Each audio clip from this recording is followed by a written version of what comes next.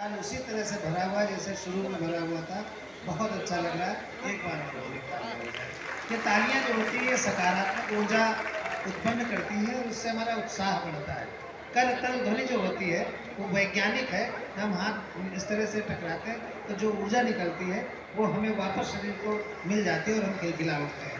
शंभू ने बहुत शानदार कायापाठ किया और शंभू की जो खास बात है वो मस्त रहता है। जैसे वो सुना रहा था कि मस्त मलंग बन कर के बम की गोली, ऐसे ही वो मस्त रहता है।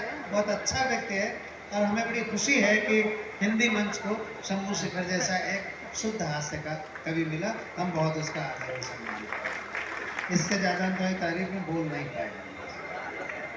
और अब आइए, कवि सम्मेलन अपने उच्चतम बिंदुओं की ओर बढ़ रहा है। 2 बिंदु शेष हैं और उनके बीच में सर्वेश है।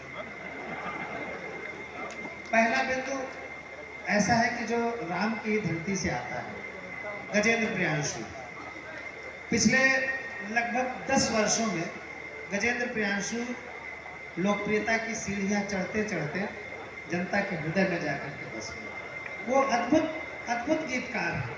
वो मन करता है तो हास्य की झड़ियां लगा देता है और जब वो श्रृंगार के गीतों पर आता है तो लगता है कि घनानंद कविता कर रहे हो।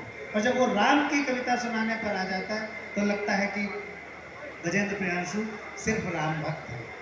लेकिन गजेंद्र प्रियांशु एक बहुत ही मुस्कुराता हुआ व्यक्तित्व है। बहुत ही शानदार फीलिंग्स को बहुत अच्छे ढंग से गीत में परिवर्तित करने वाला व्यक्ति है। हमारे जो 4-5 प्रिय कवि हैं पूरे देश में, जिनको मैं प्रेम करता हूँ अपने भाई की तरह, अपने बच्चों की तरह, उसमें एक गजेंद्र प्रियांशु हैं। आप क्या चिरपरिचित हैं। मैं चाहता हूँ कि उस प्यारे और अच्छे और कम उम्र के बड़े गीतकार के लिए बड़ी तालियां बजा दी जाए। फिर उस